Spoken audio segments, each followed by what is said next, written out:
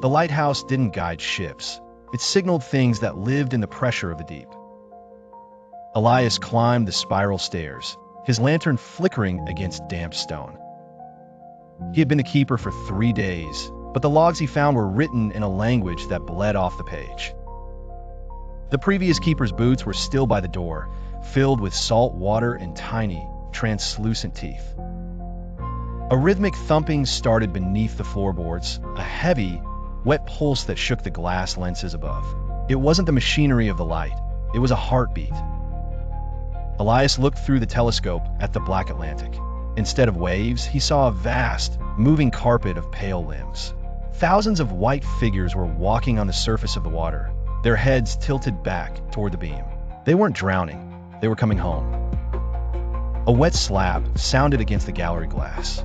A hand with 7 fingers pressed against the pane, the skin so thin the blue veins glowed like neon. "Open the eye, Elias," a voice gurgled through the vents. "The master is cold, and the light is the only fire he knows." He reached for the emergency radio, but the cord had been replaced by a thick, pulsing umbilical cord. The device didn't emit static. It emitted the sound of his own mother's voice, crying from a room he hadn't stepped in for 20 years. The tower was a trap. The lighthouse beams suddenly turned a visceral, bruised purple. Everywhere the light touched the water, the surface boiled. The pale figures began to climb the cliffs, their movements silent and fluid like oil. They weren't ghosts.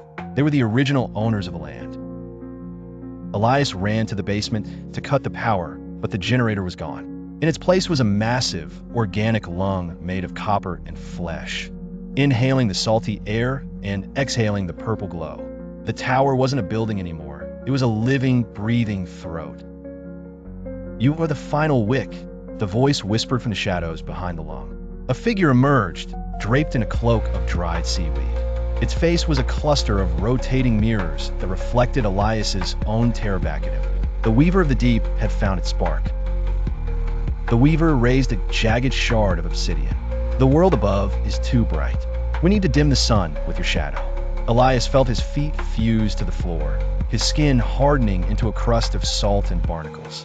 He was being turned into a permanent fixture of the reef. He grabbed a canister of kerosene and threw it into the pulsing lung. The explosion was silent, a burst of blue fire that tasted of ancient memories. The Weaver shrieked, its mirror face shattering into 1,000 pieces that fell like diamonds into the dark machinery. Now he sits on the rocks, watching the ships pass by. He wants to scream a warning,